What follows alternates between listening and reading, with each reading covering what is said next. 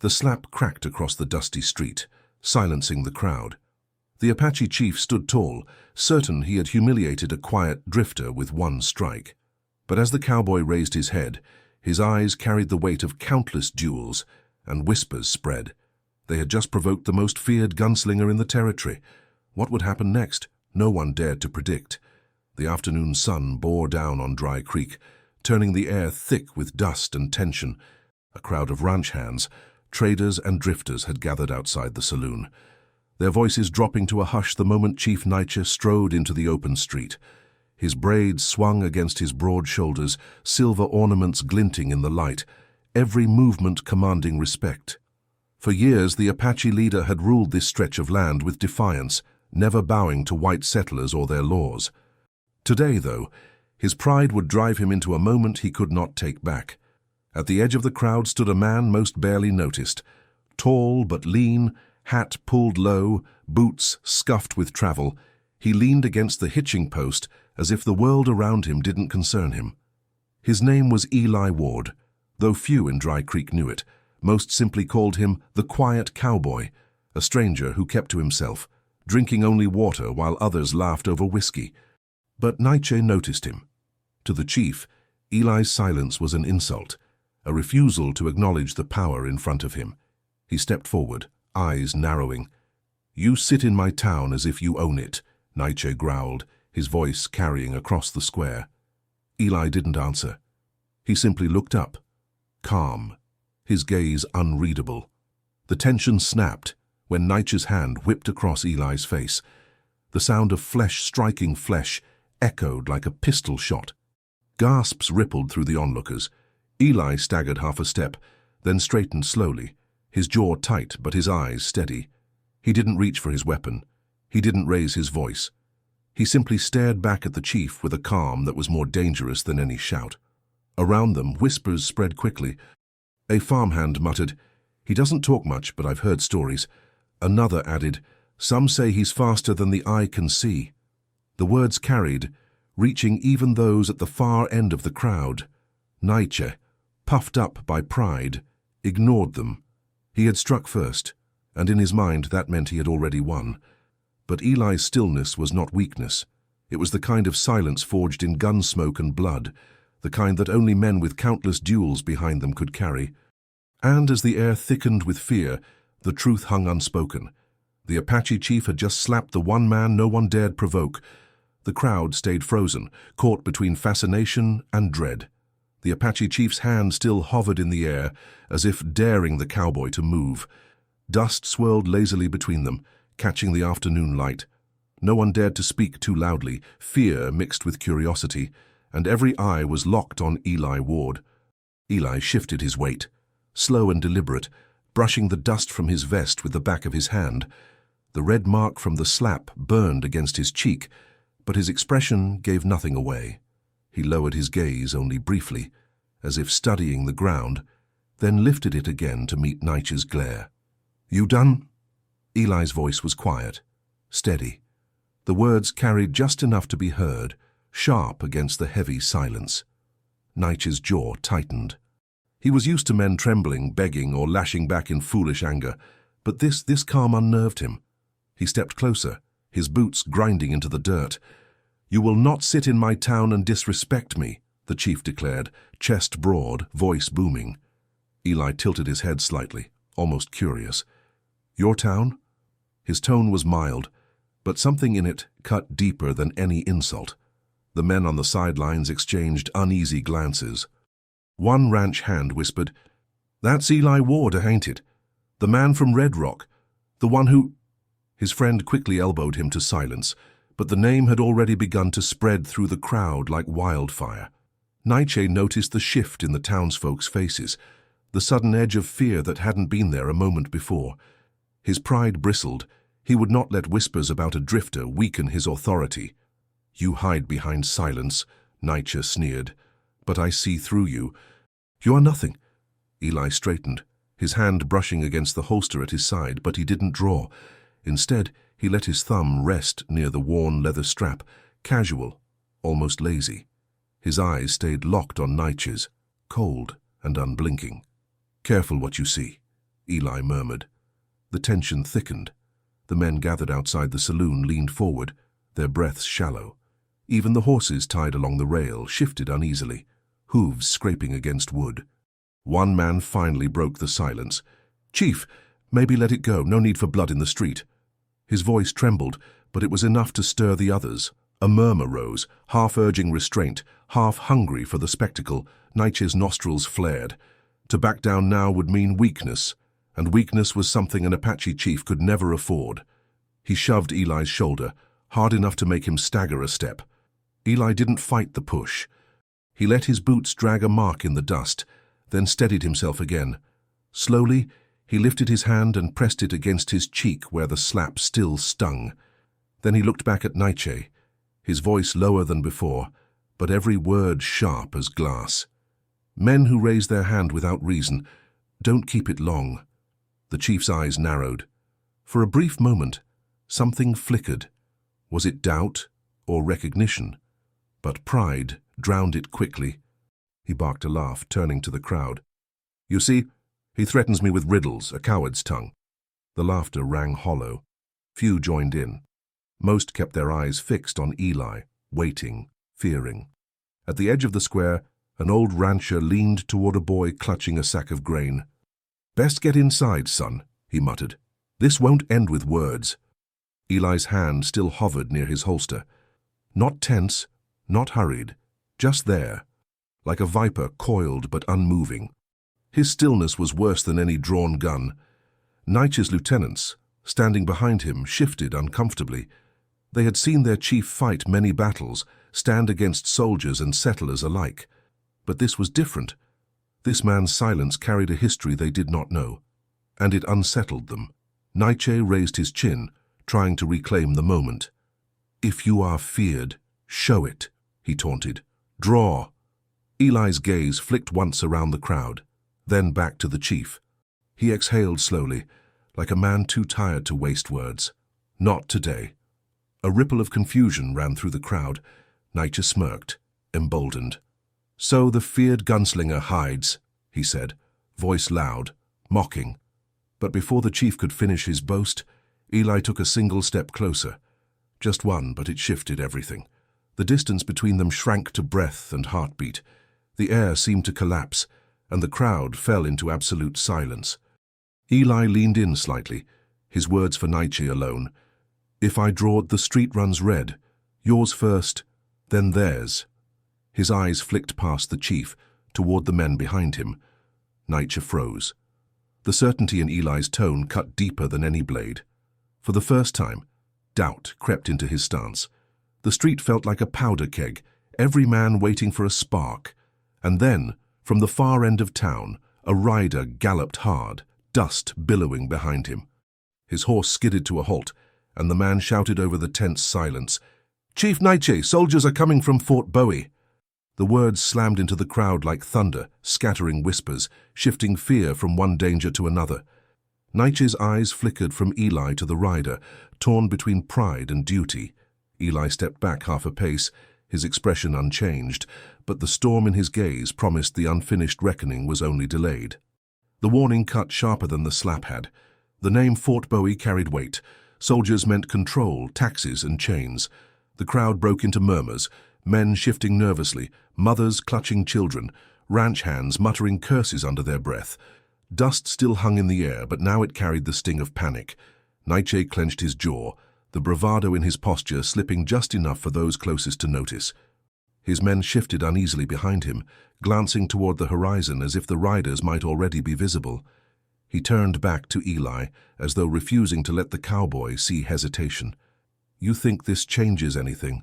Nietzsche said, his voice firm but thinner than before. Eli adjusted his hat, eyes flicking toward the rising trail of dust on the far ridge. "Everything changes when the army rides in." His tone was flat, almost weary, but it struck harder than a shout. The messenger, still astride his lathered horse, wiped sweat from his brow. "They're less than an hour out, a full column. Word is they're looking for trouble." The square erupted with voices, shouts, arguments, fear spilling into the open. "We can't let them search the town," one rancher barked. "They'll tear everything apart."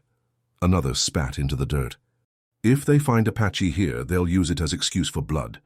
Nietzsche lifted a hand, silencing his own warriors first. His pride still burned, but the weight of command pressed harder now. He turned back to Eli, whose stillness mocked him more than any words. "You," Nietzsche said, "if you are feared by men, then use it. Stand with us." The crowd inhaled sharply. The same man who had struck Eli minutes before was now asking for his hand. Eli's eyes narrowed. He didn't answer immediately, letting the silence stretch until it felt unbearable. Finally, he said, "You should have thought of that before you raised yours." Nietzsche stiffened, but Eli's tone carried no heat, just truth. The chief looked away first. The old rancher from before stepped forward, hat clutched in both hands. "Ward, you know soldiers don't ask questions. They'll hang first, talk later. If they smell fear, if they see division, they'll take us all down." Eli's jaw worked as though weighing the words. He looked around the square, men shifting on their boots, women gathering their children, Nietzsche's warriors fingering their rifles. The moment was fragile, one wrong word away from chaos. "You want me standing," Eli said at last. "Then you follow my lead." Nietzsche bristled, but the reality was plain. This quiet gunslinger carried authority the army would recognize, maybe even hesitate against. With a curt nod, he agreed. The messenger dismounted, still panting. "They'll be here soon. What do we do?" Eli's eyes swept the square. "Hide the weapons. Make it look like nothing's worth fighting over. If they see rifles stacked, they'll smell war." Grumbling rose, but men began to obey. Warriors slid rifles under barrels. Townsfolk scattered to hide pistols under floorboards. The square emptied of steel, though not of tension. Nietzsche muttered, almost to himself, "You sound like a man who's been through this before." Eli's stare was cold. "I've buried men who thought a gun at their hip meant safety. Soldiers don't care how fast you draw. They care how long you stand." The words settled heavy, as if every man in the square suddenly felt the gallows rope tighten around his own neck. Minutes dragged like hours. The rumble of hooves grew louder, dust rising in a wall from the north. Children peeked from doorways. Mothers pulled them back. Eli stood in the center of the street, hat low, hands loose at his sides. Nietzsche took position a step behind him, his pride bent but not broken. The first soldiers appeared, a line of blue coats, rifles glinting. At their front rode a captain, tall in the saddle, face pale against the desert sun. He reined his horse sharply, the animal snorting, hooves striking sparks from the hard-packed ground. "Town of Dry Creek," the captain barked. "By order of Fort Bowie, we search for Apache agitators and known killers. Anyone resisting will be treated as an enemy of the United States." The words hung like smoke. No one moved. Eli stepped forward, just far enough to draw the captain's eyes. His voice carried calm authority. "This town's quiet. No one here's looking for trouble." The captain's gaze narrowed, studying the drifter. Something in Eli's stance gave him pause. "Name?" he demanded. Eli hesitated only a fraction. "Ward." Eli Ward. The reaction was instant, murmurs from the soldiers, the captain's expression hardening. He'd heard it before. His name whispered in reports, in saloon stories, in the trembling words of survivors. "You," the captain said slowly, "you're the one from Red Rock." The crowd stiffened. Nietzsche glanced sharply at Eli, realization dawning too late. The man he had slapped wasn't just feared by cowboys and drifters. His name had reached the army's ears, too. The captain smirked coldly. "Well, well, looks like fortune rides with us today." He raised his hand, signaling his men. "Take him." The order cracked through the street, rifles snapping to ready. Soldiers dismounted, boots pounding into the dust as they advanced on Eli. The crowd gasped. Nietzsche's warriors gripped their hidden blades, and the quiet cowboy stood alone, eyes fixed on the captain. And then Eli spoke, voice low but unshakable. "Try." The word was enough to freeze half the men where they stood, but the captain's hand didn't lower. The soldiers advanced, rifles raised, boots pounding in rhythm. The crowd shrank back, pressed against storefronts and fence rails. Women pulled their children inside, doors slammed shut, windows shuttered. Only the dust remained thick in the air, catching the sunlight in harsh streaks. Eli didn't move. His hands stayed loose at his sides, his shoulders relaxed, like a man who had faced this dance too many times before. His eyes swept the line of rifles, measuring distance, angles, hesitation. He knew the smell of fear in soldiers. It was always the youngest, the ones gripping too tight, their breath coming too fast. He found 3 of them instantly. Naiche shifted behind him, every instinct screaming to draw steel to fight. But one glance at Eli stopped him. The gunslinger's stillness wasn't weakness, it was calculation. The captain dismounted slowly, his boots crunching the dirt. His smirk was sharp as glass. Eli Ward. I've heard the stories. Gunslinger, killer, a shadow in every border town. The army has use for men like you, or a grave waiting if you refuse. Eli's gaze flicked up, steady. I've filled enough graves. The captain's smirk faltered for the first time. His men tightened their line, rifles locking into place. Naiche's warriors stirred, hands sliding toward hidden blades and rifles beneath coats. The square was one heartbeat away from fire and blood. Stand down, the captain barked. His voice cracked the air, but Eli didn't flinch. The crowd held their breath. Eli finally spoke, his tone calm but cutting. You march into Dry Creek like you own it, but you don't. Not the dirt, not the air, not the people. You want me. Then you start a war you can't finish. A murmur swept the townsfolk. For the first time, the soldier's certainty wavered. The youngest shifted on his feet, barrel trembling just enough for Eli to notice. Naiche leaned close, his voice a low growl meant only for Eli. Say the word. We'll cut them down. Eli didn't look at him. Not yet. The standoff stretched, every breath louder than the last. Then the captain barked, Seize him! The first 2 soldiers lunged forward. Eli moved like water, his hand blurred, iron flashing from leather. A single shot cracked the silence, sharp as lightning. One soldier spun and dropped, clutching his shoulder. The other froze mid-step, staring down the barrel Eli had leveled at his chest. Gasps ripped through the crowd. Naiche's warriors surged, but Eli's voice cut through them all. Hold! The command rang with authority, silencing even Naiche. Dust hung between them, the echo of the gunshot still bouncing off the saloon walls. The captain snarled, Arrest him! Now? But his men hesitated. None wanted to be the second to fall. Eli's eyes locked on the captain. You'll lose more than men if you push it. The captain's jaw clenched. He hadn't expected fear, not from his own soldiers. He glanced at their faces and saw hesitation spreading like rot. You think you scare me, Ward, he spat. You think your name carries weight here. The army doesn't bow to legends. Eli's voice was quiet, steady. It's not the legend you should fear. It's the truth. The words sank like stones. For a moment, even the wind seemed to pause. Then, from the edge of the square, a scream broke the silence. A boy darted into the street, no more than 10, clutching his mother's hand. She shouted, trying to pull him back, but he had slipped free. He ran straight into the open space between rifles and revolvers. Jacob! The woman cried. Every gun swung, soldiers, warriors, even Eli's. The air shattered with panic. One wrong trigger, one nervous breath, and the boy would be caught in the storm. Eli's gun lowered instantly, his voice sharp. Hold your fire! But the youngest soldier flinched, his rifle jerking upward, finger tightening on the trigger. Eli saw it in slow motion, his muscles tensed, his mind screaming at the choice before him. Draw again and stop the shot, or dive to shield the boy. So either way, blood was about to spill. The rifle cracked. Eli moved before the echo reached the walls. He dove forward, grabbing the boy and twisting his body to shield him. The bullet snapped through the air, striking wood behind the saloon with a splintering thud. Silence fell like a hammer. The boy whimpered, clinging to Eli's vest. Eli crouched low, scanning the line of soldiers. Smoke curled from the barrel of the young private's rifle. His face was pale, eyes wide, realizing what he had nearly done.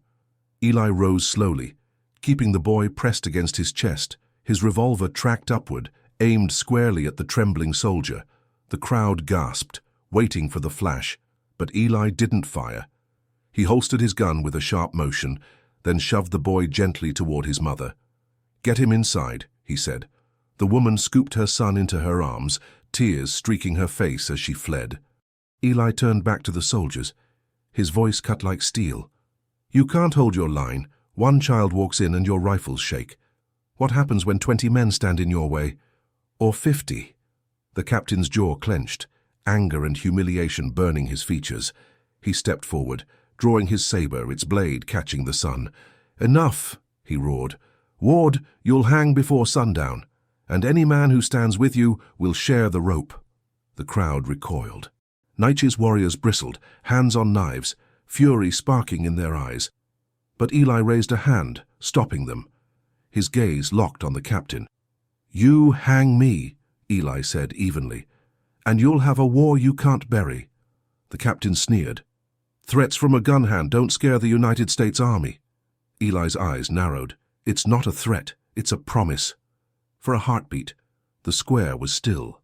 Then a voice broke the tension, from the back of the crowd, rough and tired. "Captain, I fought at Apache Pass. I saw Ward there." All heads turned. An older soldier had stepped forward, his face lined, eyes haunted.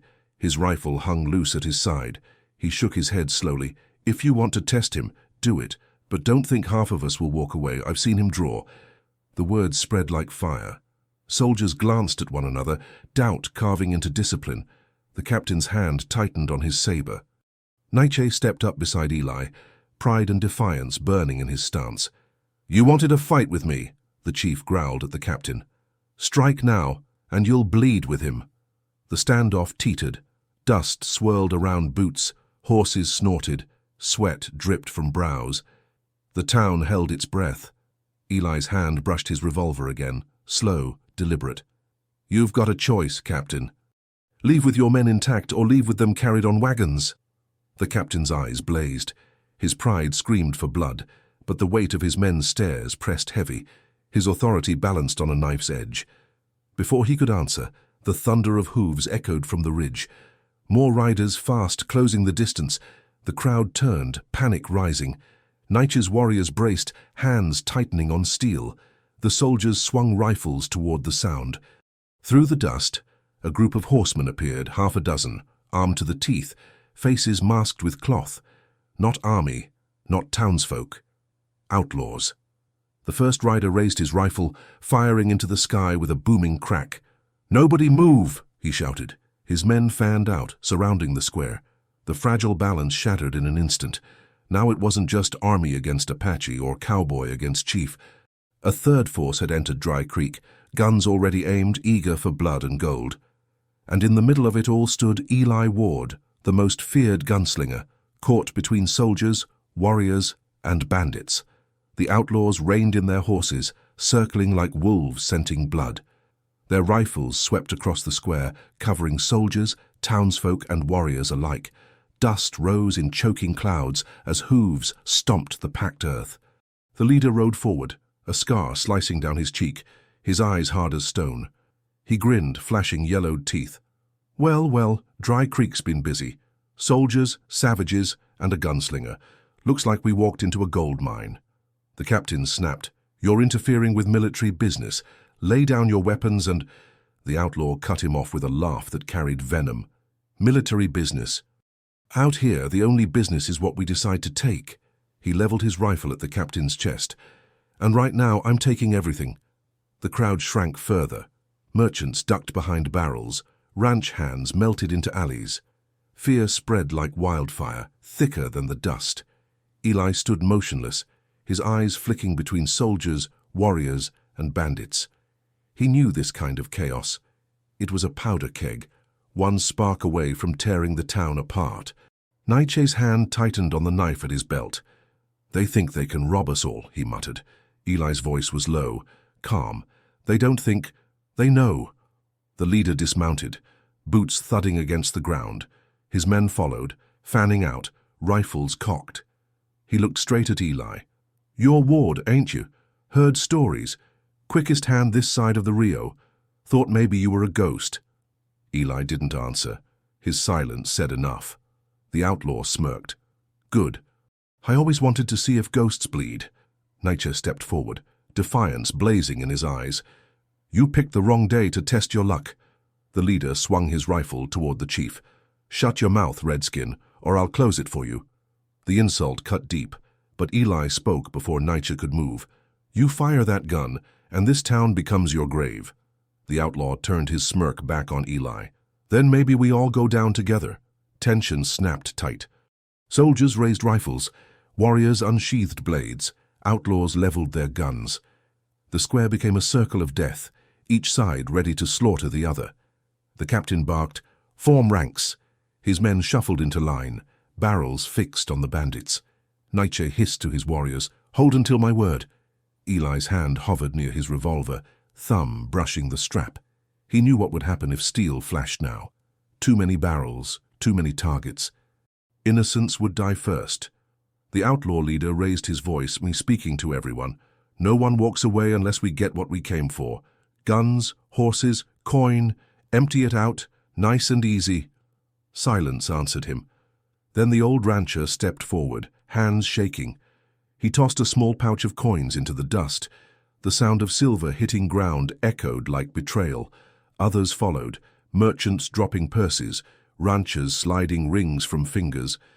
The outlaws grinned, greed lighting their faces. Nietzsche growled, fury barely contained. They steal from us like dogs, Eli murmured. Better stolen silver than spilled blood. But the outlaw leader wasn't satisfied. He pointed his rifle at a young girl clinging to her mother's dress. Not enough. We'll take her too. The crowd gasped. The mother cried out, clutching her child tighter. Soldiers bristled. Warriors hissed. Fury erupted in murmurs. Eli stepped forward, his boots scraping the dust. His voice was cold. You take her and none of you leave Dry Creek alive. The leader sneered. You gonna stop me? Eli's hand dropped to his revolver. The air went silent. Every man's breath froze. Nietzsche leaned in, his whisper sharp. You cannot fight them all. Eli's eyes stayed on the outlaw. I don't have to. Just him. The leader chuckled, raising his rifle higher. Then let's see who's faster, Ghost. The street locked in place, a single thread away from snapping. Soldiers held their line, warriors poised to strike, bandits grinning with bloodlust. The outlaw's finger tightened on the trigger. Eli's thumb brushed back the hammer of his Colt, and then a shot cracked from the rooftop above. The outlaw's hat flew from his head, a bullet hole torn clean through the brim. He staggered back, stunned, eyes darting upward. All heads turned to the roof of the saloon. A lone figure stood silhouetted against the sun, rifle smoking. The crowd gasped. The balance had shifted again, but no one knew whose side this mysterious rifleman was on. The square froze, every eye lifting to the rooftop. Smoke curled from the barrel of a long rifle, the sun catching its steel. The figure stood tall, hat pulled low, coat flapping in the hot breeze. No badge gleamed on his chest, no insignia marked his arm. Just a lone rifleman, calm and steady, staring down at the chaos he had just split wide open. The outlaw leader's hand trembled as he touched the hole in his hat. Fury flashed in his eyes. Who the hell? He spun toward the rooftop, but the rifleman chambered another round, the sound metallic and final. Next one goes through your skull, the stranger called, voice deep, carrying easily over the square. Gasps rippled through the townsfolk. Soldiers stiffened, unsure whether this new player was friend or foe. Nietzsche's warriors shifted their stance, wary but ready. Eli's eyes narrowed, studying the stranger's stance. It was no bluff. The man knew his weapon, and he carried himself like someone who had seen more than one battlefield. The captain snarled, breaking the silence. Identify yourself. This is army business. The rifleman tilted his head, the faintest smirk tugging at his mouth. Army business dies quick out here. My name's Boone. Whispers shot through the crowd. Some had heard it before. Boone, a drifter, ex-scout, a man who rode the frontier line between soldier and outlaw. Too dangerous for the army to keep, too valuable for them to kill. The outlaw leader spat into the dust. Boone or Ghost, I'll gut you the same. Boone's rifle swung with calm precision, the barrel now fixed on the bandit's chest. Try. The leader's men shifted nervously. One muttered, "That's Boone. He dropped 4 men at Silver Creek without taking a step off his horse." Fear crawled across their faces. Greed could drive them, but Boone's name clawed at their courage. Eli spoke at last, his voice even. "You've got too many guns pointed your way, friend. Ride out now, and you'll keep breathing." The outlaw leader sneered, trying to mask his doubt. "I don't ride from shadows and names." He jerked his head and signaling his men, "Take what you can, we'll leave after." Before they could move, Boone fired again. A shot cracked into the dirt at the outlaw's boots, dust exploding upward. The leader froze, his bluff shattered. "Next one," Boone said flatly. "You don't walk away from—" The bandits wavered, their eyes darting between Eli, Boone, the soldiers, and Nietzsche's warriors. For the first time, their confidence faltered. The captain saw his chance. "Seize them!" he barked to his men. But his soldiers hesitated. Too many enemies, too many barrels, too much confusion. Nietzsche's warriors growled, itching for blood. One whispered, "Now, chief, we strike." Nietzsche's eyes burned, but he shook his head. He saw Eli watching Boone, a silent calculation in his gaze. The gunslinger trusted the rifleman's aim. That alone gave Nietzsche pause. Eli stepped forward, his boots loud against the hushed square. "This ends one way, you outlaws leave. Now, or Boone picks you off, one by one, until the dirt drinks you dry." The outlaw leader glared at Eli, then at Boone, then at the circle of rifles and knives trained on his men. Pride warred with survival in his eyes. His hand twitched on the trigger, but his men saw the trap clearer than he did. "Boss," one muttered, "he's right." "This ain't worth it." Another nodded, sweat rolling down his temple. "We ride now, we live, we push, we die." The leader's jaw worked, teeth grinding. He cursed loud, venom dripping from every syllable. Finally, he spat in the dirt and swung into his saddle. "Fine, but this ain't the end. Dry Creek will bleed yet." His men scrambled onto their horses, relief mixing with shame. The crowd parted as the bandits galloped out, dust trailing behind them like smoke from a dying fire. Boone lowered his rifle slowly, eyes never leaving the retreating figures. Only when they disappeared beyond the ridge did he sling the weapon across his back. The square exhaled as one. Soldiers eased their rifles. Townsfolk peeked from doorways. Warriors loosened their grips on steel. For the moment, the storm had passed. Eli finally looked up at Boone. Their eyes met across the distance, 2 men cut from similar cloth, each measuring the other. Boone tipped his hat slightly, a gesture of respect, then disappeared from the rooftop into the shadows of the saloon. Nietzsche stepped closer to Eli, voice low but urgent. "The outlaws will return, and the soldiers—" He glanced at the captain, whose pride smoldered hotter than ever. "They'll not forget this either." Eli nodded once. He knew the truth.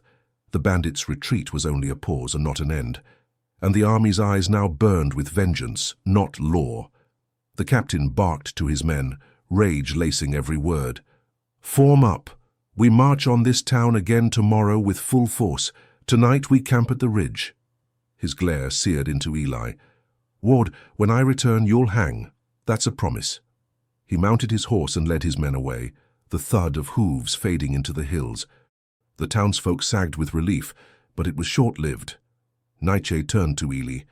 "We have until sunrise. Choose, fight, flee, or die."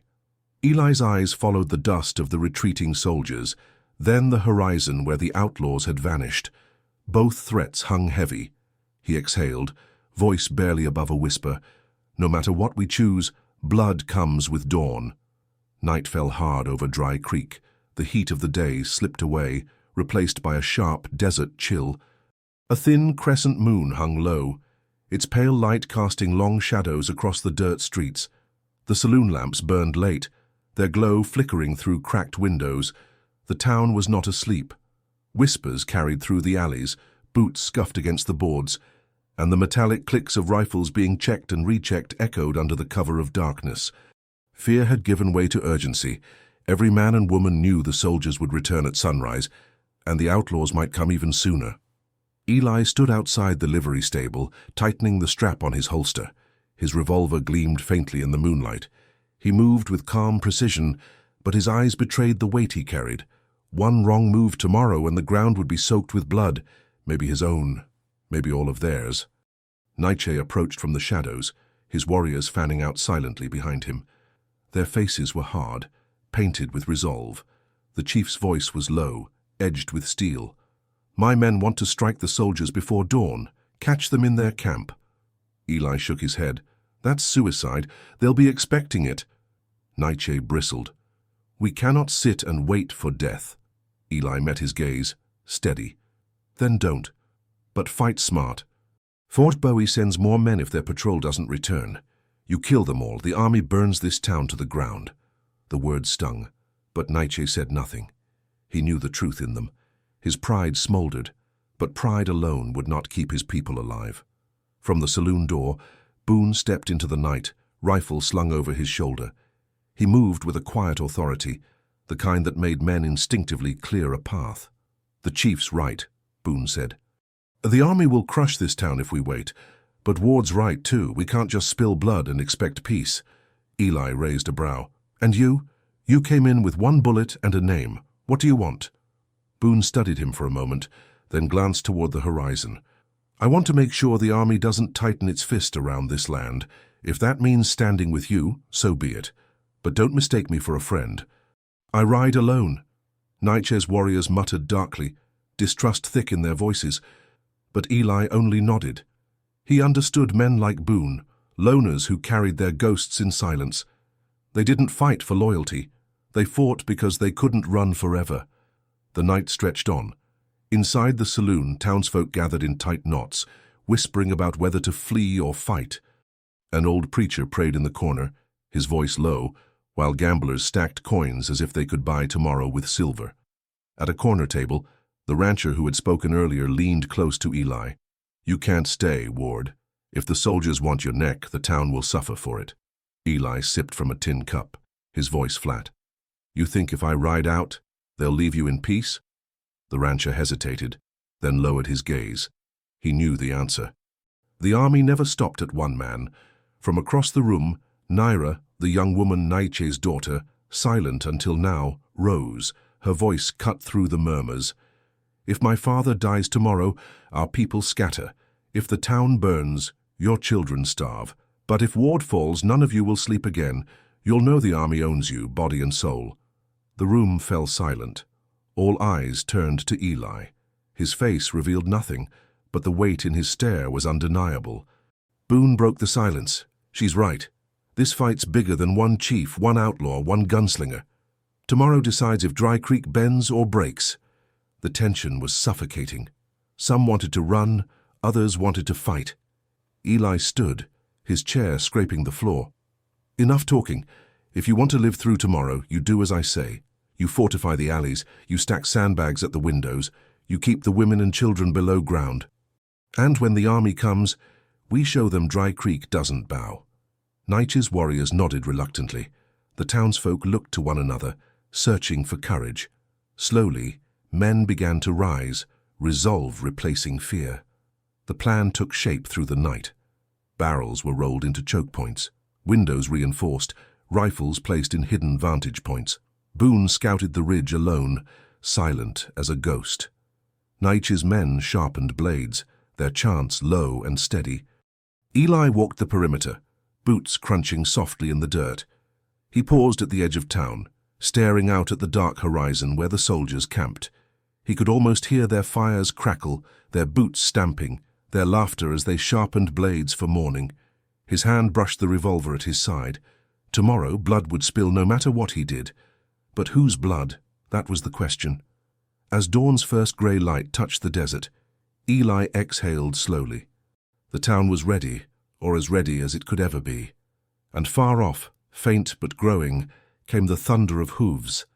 The sun crept over the ridge, bleeding gold across the desert. Its light caught the dust rising in the distance, soldiers on the move, their columns snaking toward Dry Creek like a line of ants armed with rifles. The steady rhythm of drums echoed faintly, carried on the chill morning air. Eli stood in the center of town, his hat brim low, eyes fixed on the horizon. The square behind him was transformed. Barrels and wagons formed barricades, windows bristled with rifle barrels, and sandbags lined the entrances of the saloon and general store. Women and children were hidden in the cellar beneath the church, guarded by two of Nietzsche's youngest warriors. Nietzsche himself stood near the well, his warriors spread across the rooftops and alleys. They moved like shadows, bows strung, rifles cocked. Their faces were painted with black and red, the colors of defiance. He gripped his knife tight, the weight of leadership heavy on his shoulders. Boone crouched on the roof of the saloon, rifle balanced on the edge. His sharp eyes tracked every movement in the dust cloud beyond the ridge. He didn't speak, he never wasted words, but his finger rested calm on the trigger. The townsfolk whispered nervously, hands trembling on borrowed rifles. Some muttered prayers, others cursed under their breath. Every man knew the cost of standing, but none dared show their fear too loudly. The soldiers finally emerged from the haze, blue coats glinting in the dawn light. They marched in rigid formation, rifles shouldered, bayonets flashing. At their head rode the captain, his saber drawn, the metal catching the sun like fire. His voice rang out, sharp and merciless. "Town of Dry Creek, you harbor outlaws and savages. Surrender Eli Ward and the Apache chief, and no blood need be spilled."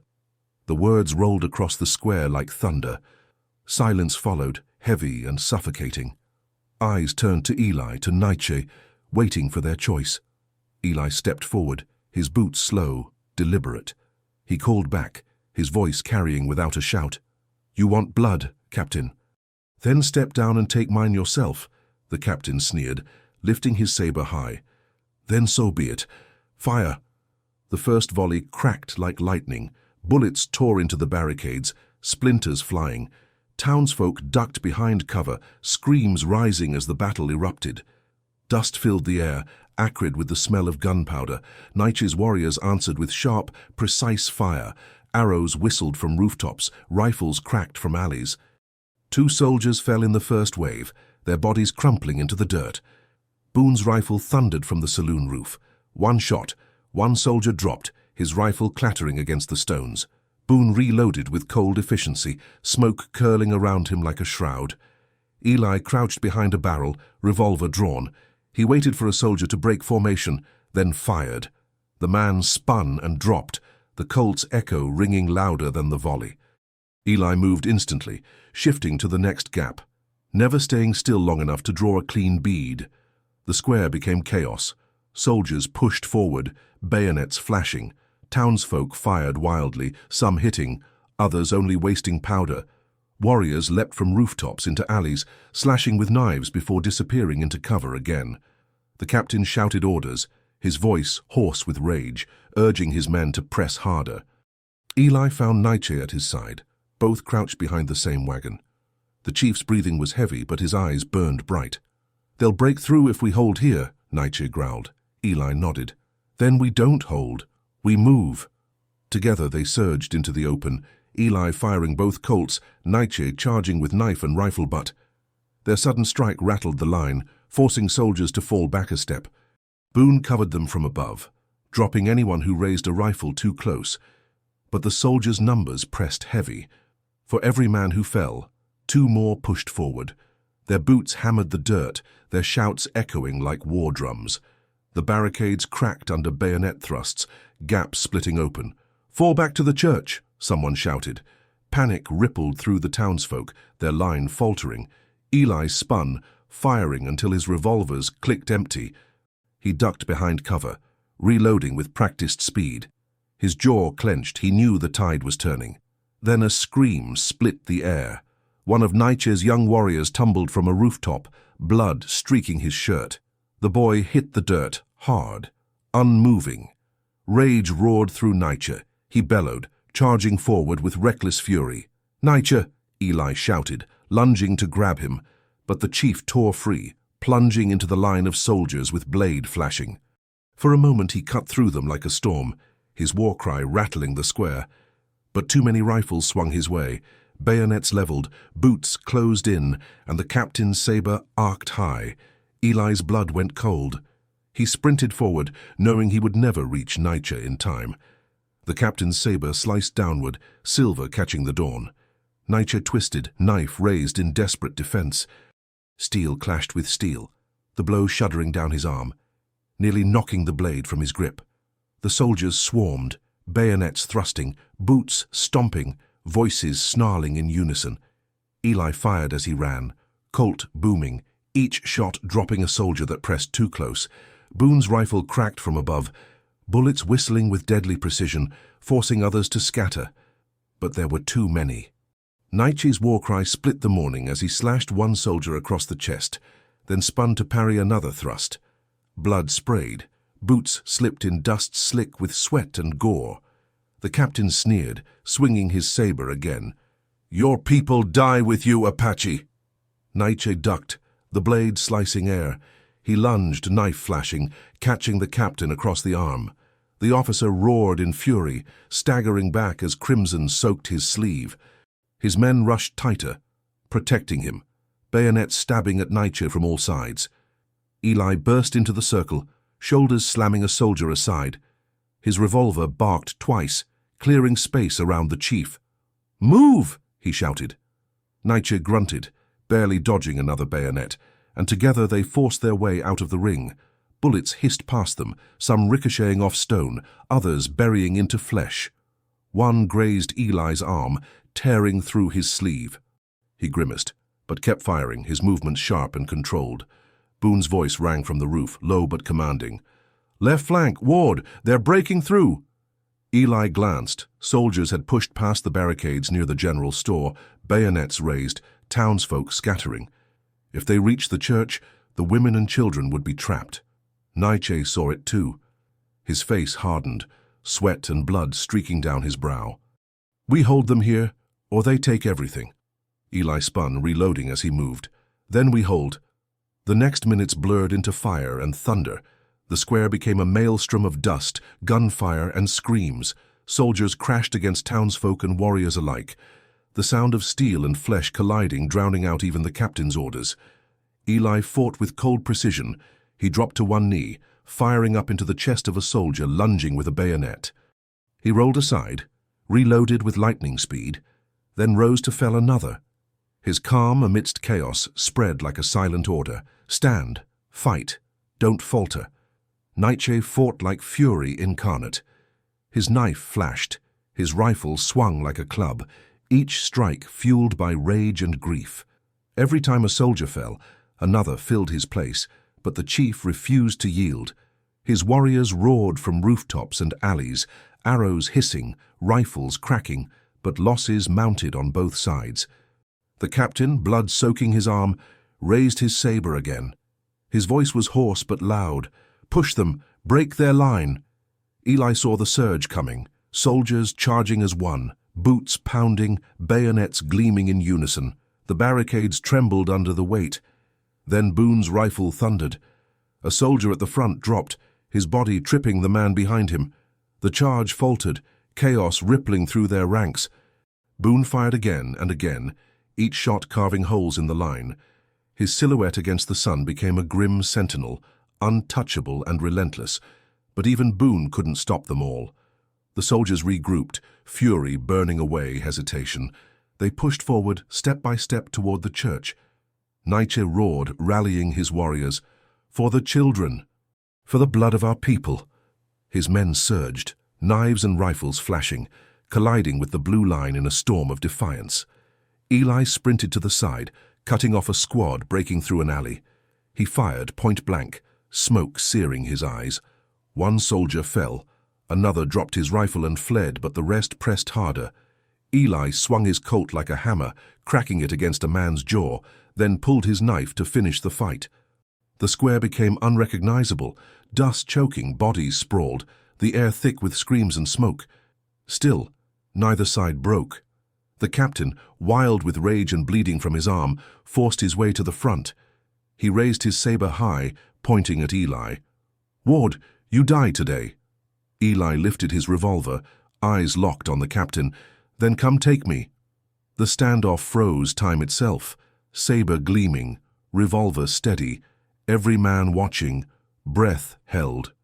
And then, from the far ridge, another sound split the morning, the thunder of hooves, not soldiers, not warriors. The outlaws had returned, riding hard, rifles raised, greed burning brighter than fear. 3 fires now converged on Dry Creek. The thunder of hooves grew louder, shaking the ground beneath Dry Creek. Dust rose in great plumes as the outlaws charged back into the square, rifles firing, voices howling with bloodlust. Their return shattered the fragile lines. Soldiers spun in confusion. Townsfolk cried out. Nietzsche's warriors braced for the storm. The captain cursed, wheeling his horse. "Hold formation!" he roared, but his men faltered, torn between the barricades and the oncoming riders. Eli's eyes hardened.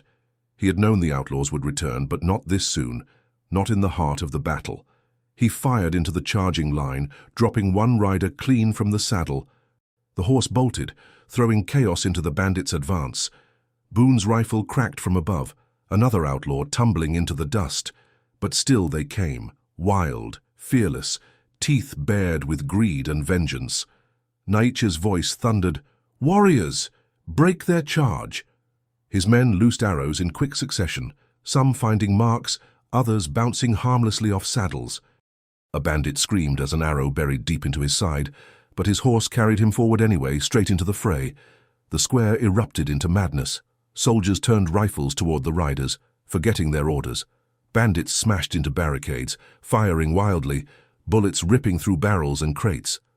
Townsfolk screamed, some fleeing for cover, others firing in desperation. Eli ducked behind a wagon as bullets splintered the wood. He reloaded fast, then rose to drop another rider. His revolvers barked in rhythm, smoke and fire flashing from the barrels. He pivoted, striking down a soldier who swung his bayonet blindly at him in the confusion. Boone's voice rang from the rooftop. "Ward, left side!" Eli spun, catching sight of 2 bandits circling wide, aiming for the church. His blood ran cold. Inside were the women and children. Eli sprinted, firing as he ran. One outlaw fell, shot clean through the chest. The other reached the church steps, rifle raised, but Eli tackled him before he could fire. They crashed into the dirt, fists and knives flashing. The outlaw snarled, driving his blade downward, but Eli caught his wrist, forcing it aside with raw strength. He slammed the man's head into the ground once, twice, until he went limp. Eli staggered up, blood on his hands, chest heaving. His eyes darted back to the church door, still closed, still safe. For now. Meanwhile, Nietzsche fought like a storm at the square's center. His knife slashed, his rifle butt cracked skulls, his war cry echoing through the dust. Soldiers and bandits alike fell before him, but the weight of numbers pressed hard. A bayonet grazed his side, blood soaking his shirt, yet he fought on with grim fury. The captain, saber dripping, rallied what men he could, cut them down. Bandits and savages alike. His voice was hoarse, his pride burning hotter than reason. He spurred his horse toward Nietzsche, determined to finish what he had started. Eli saw it too late, the captain bearing down, saber raised high. "Nietzsche!" he shouted, but his voice was lost in the roar. Boone's rifle cracked, the shot grazing the captain's shoulder, spinning him in the saddle, but still he came, blade flashing. Nietzsche braced, knife in hand, ready to meet death head-on. The outlaw leader appeared then, charging from the opposite side, teeth bared in a savage grin. His rifle barked, striking down a soldier that blocked his path. He didn't care for the army or the Apache. His eyes burned with one hunger, Eli Ward. "Ward!" he bellowed over the chaos. "Your ghost dies today." Eli turned, eyes locking with the bandit chief. The square spun around him. Soldiers, warriors, townsfolk, blood, dust, smoke. But in that moment, it narrowed to 2 men. Eli stepped forward, revolvers heavy in his hands. His voice carried steady, cold as iron. "Then come see if you're faster than the dead." The outlaw leader spurred his horse, rifle swinging up. Eli raised his Colt, eyes unblinking. The world slowed. Nietzsche bracing against the captain's saber, Boone reloading above, soldiers and bandits clashing, screams echoing, and in the heart of it all, 2 guns aligned on a collision course. The trigger tightened. The duel began. The outlaw leader's rifle thundered. Eli moved a fraction faster, Colt flashing. the bullet from his revolver grazing the bandit's shoulder, even as the outlaw's shot tore through the brim of Eli's hat. Both men staggered, neither falling, dust swirling around them like smoke from hell's furnace. The crowd screamed, ducking as stray bullets ricocheted off walls and posts. Soldiers shouted orders, but discipline had crumbled. Some fought bandits, others turned their bayonets toward Nietzsche's warriors. The square was no longer a battle, it was chaos. 3 storms colliding in one place. Eli's eyes locked on the outlaw leader. The man slid from his saddle, blood soaking his coat, but his grin only widened. "Not quick enough, ghost," he spat, raising his rifle again. Eli fired, forcing him back behind a trough. Dust exploded, wood splintered. Eli advanced, boots steady, reloading with practiced speed. His voice carried low but sharp. "You should have stayed gone." The outlaw laughed, bitter and wild. "I'll die here, but you'll die with me." Meanwhile, Nietzsche fought tooth and claw against the captain. The officer's saber clashed against the chief's knife, sparks flying. Soldiers pressed close, but Nietzsche's warriors held the line, dragging their wounded aside, arrows hissing through the chaos. The captain's face was twisted with rage, his wounded arm trembling, but his strikes relentless. "Who you think savages can defy the United States?" he snarled, blade slicing through air. Nietzsche snarled back, knife glinting. "Better to die free than live as your dogs." The saber arced again, catching Nietzsche across the ribs. Blood sprayed, his cry echoing. But before the captain could finish, Boone's rifle cracked. The bullet clipped the officer's horse, sending the animal rearing. The captain tumbled into the dirt, saber skidding across the ground. Nietzsche pounced, knife raised, but soldiers surged, dragging their captain back, bayonets thrusting wildly to cover the retreat. Nietzsche stumbled, blood soaking his side, but he stood tall, fury burning hotter than pain. At the other end of the square, Eli and the outlaw leader closed in. The bandit's rifle clicked empty. He tossed it aside, drawing a pistol from his belt. Eli's Colt gleamed in the sunlight, still smoking. The 2 men circled, dust rising in a thick veil, their eyes locked in a dance older than words. "You ain't untouchable," the outlaw growled, spitting blood. "You bleed same as any man." Eli's voice was calm, steady, carrying over the chaos. "Difference is, I don't miss twice." They fired in unison. The shots cracked together, deafening. The outlaw spun, bullet tearing into his chest. Eli staggered, his coat ripped open by the bandit's slug grazing his ribs. The outlaw fell to his knees, coughing blood, laughter choking in his throat. "Ghost or not," he wheezed, "the army beggars will hang you yet." He collapsed into the dust, lifeless at last. Eli lowered his Colt slowly, chest heaving, sweat and blood streaking his face. But there was no time to breathe. The soldiers rallied, their captain screaming for order, and Nietzsche's warriors pushed harder, their cries rising into the dawn. Boone's rifle cracked again and again, his presence the only thing keeping the soldiers from overrunning the barricades. The square was slick with blood now. Bodies lay sprawled, soldiers, bandits, townsfolk. The church door rattled as terrified children whimpered inside. The barricades crumbled, flames licking at the saloon roof where stray lanterns had tipped in the chaos. Nietzsche staggered toward Eli, blood soaking his side, but his voice was steady. "This fight, it ends now, one way or another." Eli nodded, reloading one last time, his eyes burning with grim resolve. "Then we finish it." The captain rallied his men for a final push, saber raised once more despite his bloodied arm. His voice thundered over the square. "Forward, crush them all." Soldiers lowered bayonets, boots pounding, charging as one. Nietzsche's warriors roared in defiance. Townsfolk raised trembling rifles. Boone chambered another round. Eli stepped into the center, revolvers ready, eyes fixed on the storm bearing down. His voice cut through the chaos like steel. "Then come through me." The square exploded as both sides surged forward, the battle reaching its breaking point. The charge slammed into Dry Creek like a hammer. Bayonets clashed against barricades, rifles roared, the air split with screams and smoke. Dust choked the square, flames from the saloon roof spilling sparks across the street. Eli met the first soldier head-on. His Colt barked, the man crumpled, and Eli pivoted to fire again. He moved with cold precision, every shot placed, every step calculated.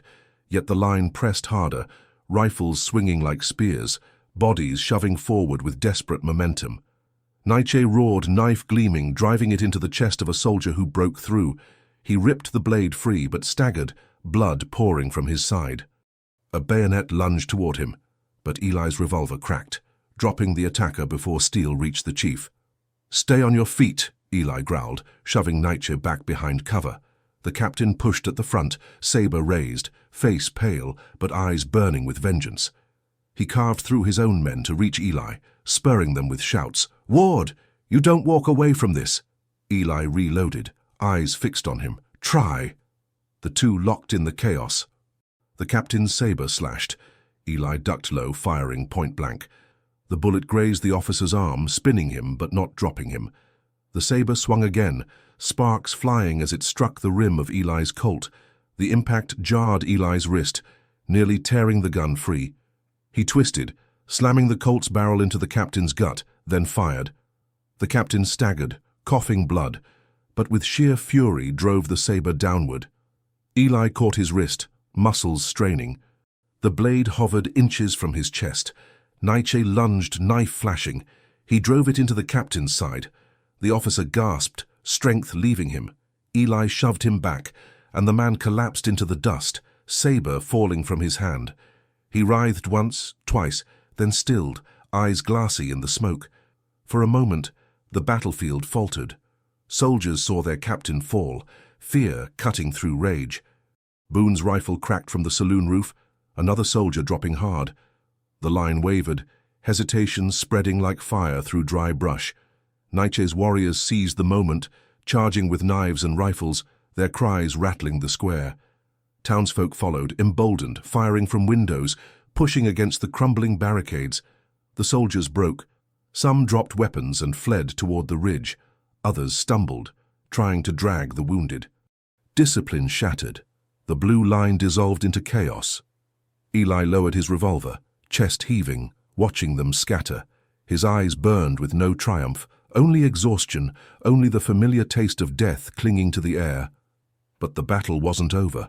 From the far alley, shots rang, sharp, savage.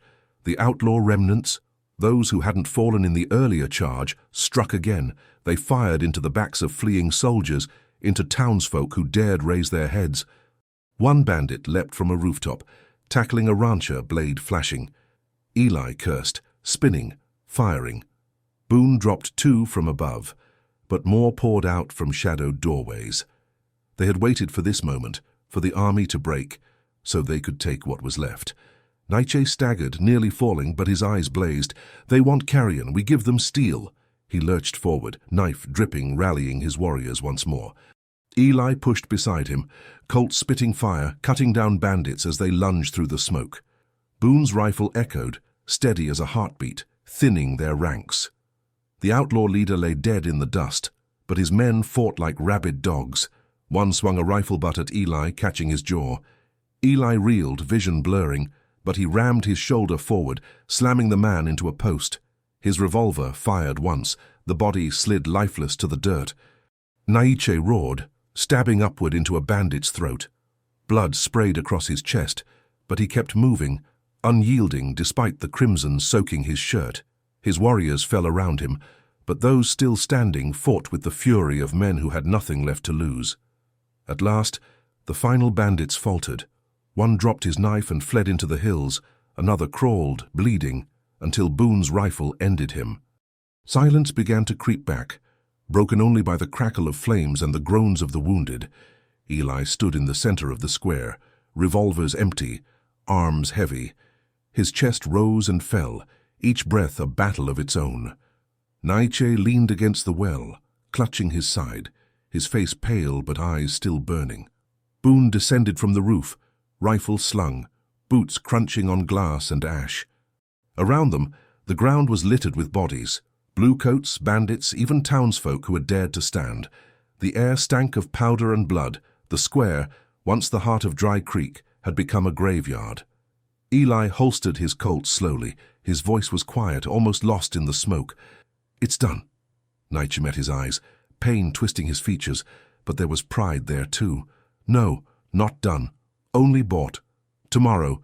The army sends more. Always more. Eli knew he was right. The victory was only for today, but sometimes a day was enough. The first rays of full sunlight cut through the smoke, bathing the broken square in pale gold. Women and children emerged from the church cellar, eyes wide at the carnage. Mothers wept over the fallen, men knelt in silence, and the survivors of Dry Creek stared at Eli, at Nietzsche, at Boone. They hadn't won peace, but they had won time. When the smoke finally lifted, Dry Creek looked nothing like a town. The square was scattered with broken barrels, shattered glass, and bodies wrapped in dust and silence. The saloon smoldered, its roof caving in slow collapse. Horses wandered loose, neighing nervously, their reins dragging across the ground. The air was heavy, not just with the smell of blood, but with the weight of what had been lost. Eli stood in the center, boots sinking into ash, eyes scanning the faces of those still alive. Townsfolk staggered from cover, their expressions hollow, stunned. Mothers clutched children tight, as though afraid they might vanish. Men knelt beside friends who would never rise again. The cost of survival was written across every face. Nietzsche leaned against the well, his hand pressed to the wound at his side. Blood stained his shirt, but his posture remained proud. His warriors gathered around him, fewer now, their eyes grim but resolute.